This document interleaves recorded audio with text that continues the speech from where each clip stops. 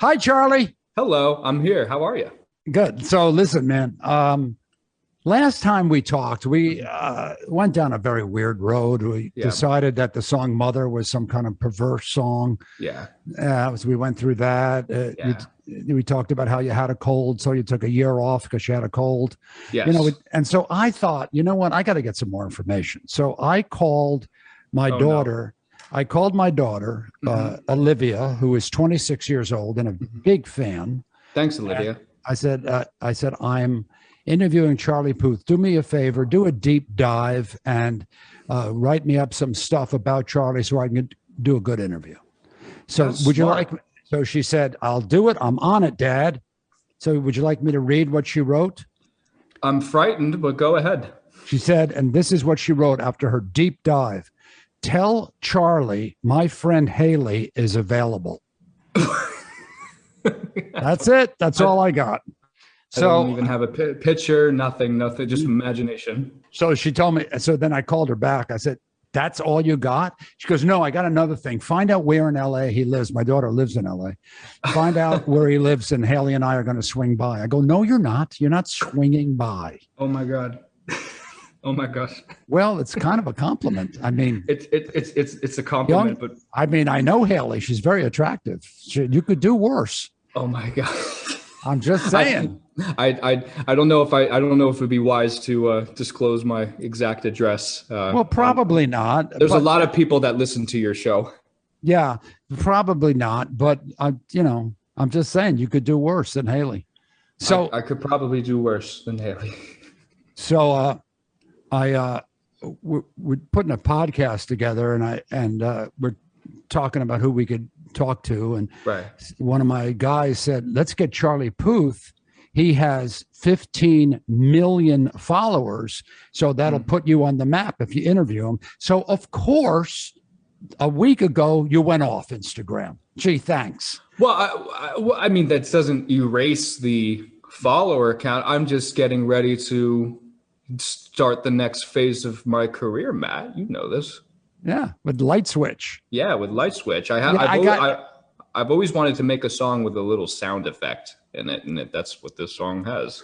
Well, that's what I wanted to get to because I've seen your TikTok videos and all this stuff, and the way you take sounds and you incorporate sounds into the Yes. song. So Light Switch is not about a light switch, Right. but you actually use the sound of a light switch in it. Mhm.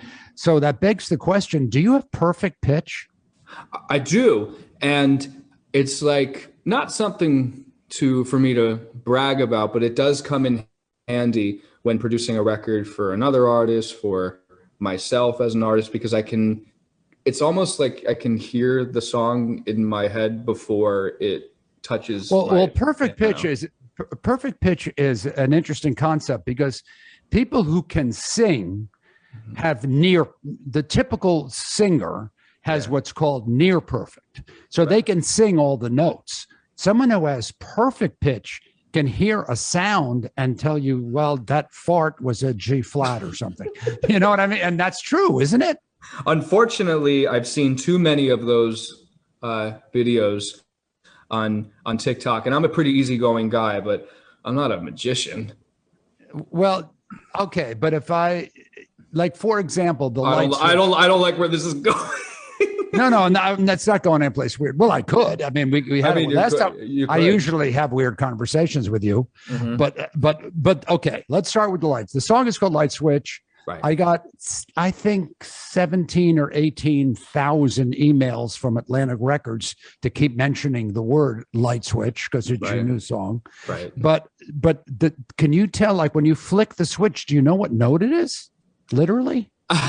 Yeah, I do. And it wasn't. That's amazing. That's It wasn't so the, cool. the switch that when you listen to Light Switch, and your millions and millions of people listening to this right now will hear it. It's not like it's the key of the light switch is directly related to E flat minor, which is the key of the song. I have so much hair in my face.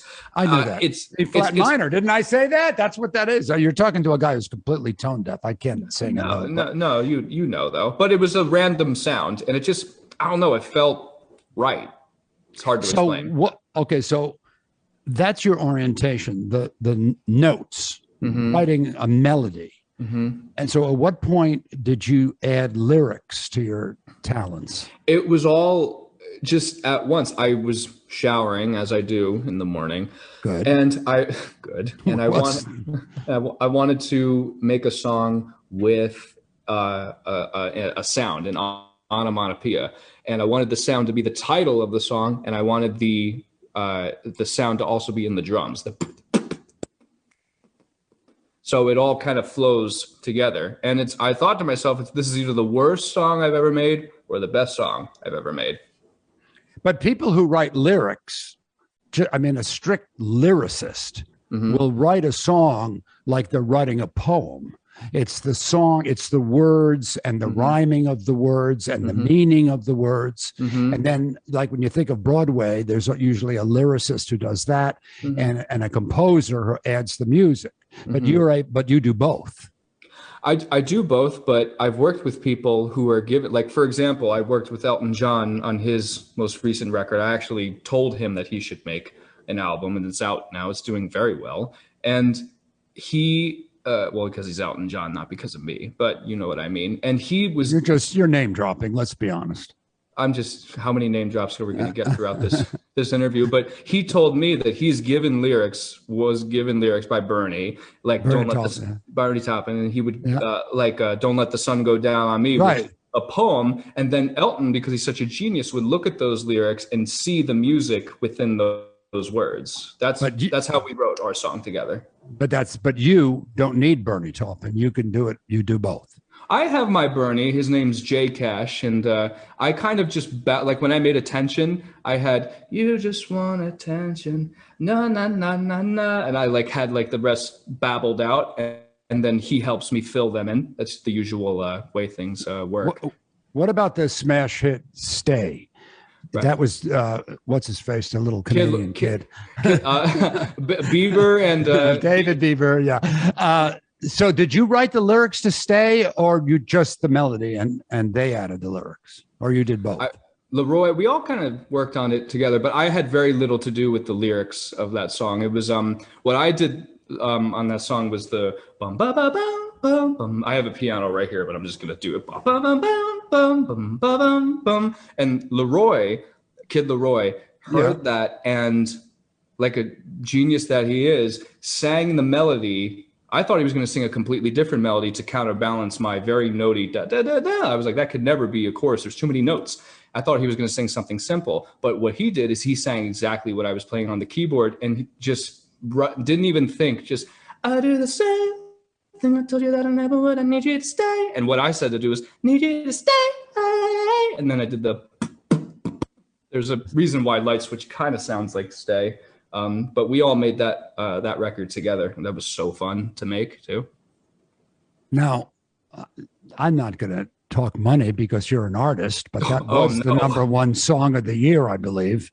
Yes. So there were millions. Well, that's just amazing. Hopefully, plane tickets I can afford to see you in person.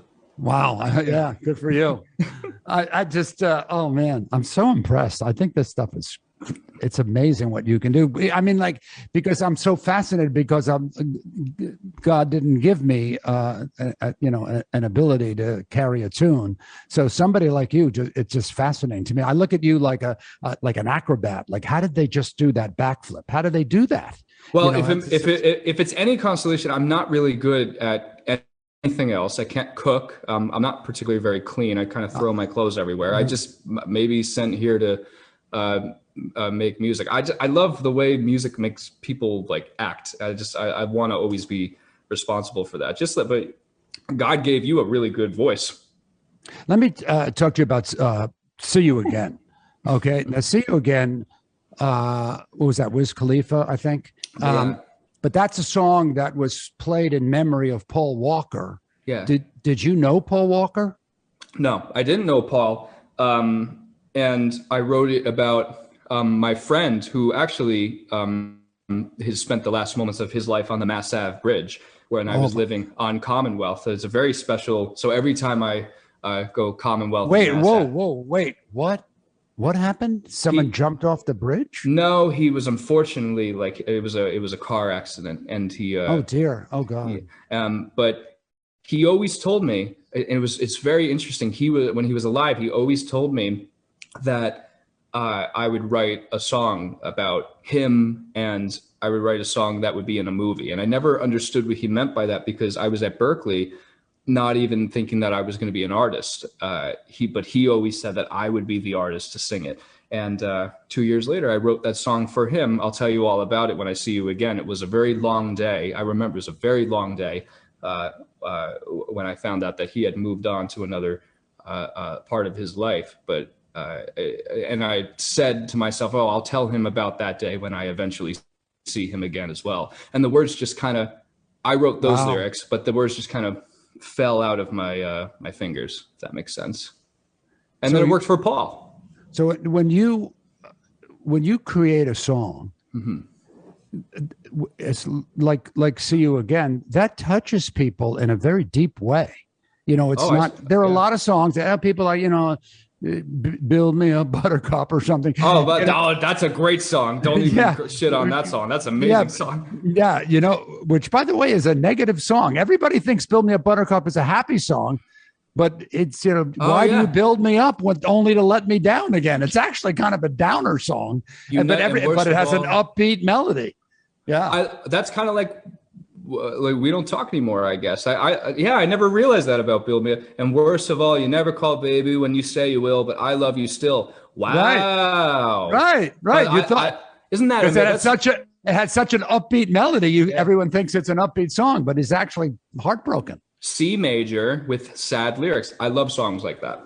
So you just know it's C major just off the top of your head? Yeah, I can hear it in my head right now. Oh, that's so cool. I can't tell you how cool that is. But like, that's amazing to me. I'm thinking of Light Switch. Light Switch is in E flat minor, which is not C major, like Build Me Up Buttercup, but it also kind of it's upbeat. It's the fastest song on your radio station right now until someone beats it. But it's kind of sad lyrics, like manipulative relationship type stuff, but like turn the on like a light switch, and it's like all happy again. Light Switch is an upbeat, happy song. Yeah, right. And it slows down right before the chorus too, like before Popeye eats spinach, and then just like do it. Show me, demonstrate. So 184 BPMs is, and then all of a sudden you're the one that I can't deny. 1, 2, 3, 4, 1. I'm gonna 79 BPMs. You turn me on like a light switch. And 79 is not a divisible number from 184. It's all what felt right when I was making the record. It was not mathematical in a way. It was just pure. That's what Pharrell always told me, is to just do things off feeling rather than algorithmic, like overthinking. It does seem unfair to the rest of us mortals that you could have this talent and be, you know, awfully good looking at the same time. It does seem you were blessed. No wonder you're a pop star. I'm a dork, and I'm being the most. I'm kind of just for the first time with this whole album and Light Switch and the music video, which people will be able to watch now, is that I've never fully embraced my quirky dork.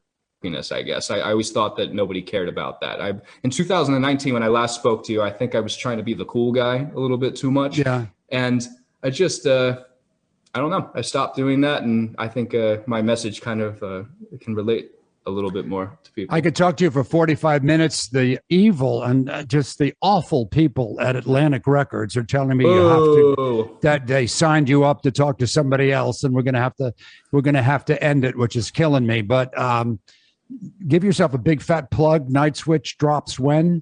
Light Switch is, I believe it's out now, and you can watch the video at the same time too. And I like Atlantic Records, even though they're telling me to get off with my favorite person right now. But that's the way it goes. That's the way it goes. Yeah. Before I end, I just want to remind you that Haley is available. Haley is available. Just write that in my notes. I love talking with you, man. You're the best. Charlie Puth, everyone. Love to you. I appreciate it, man. Take care. Take care.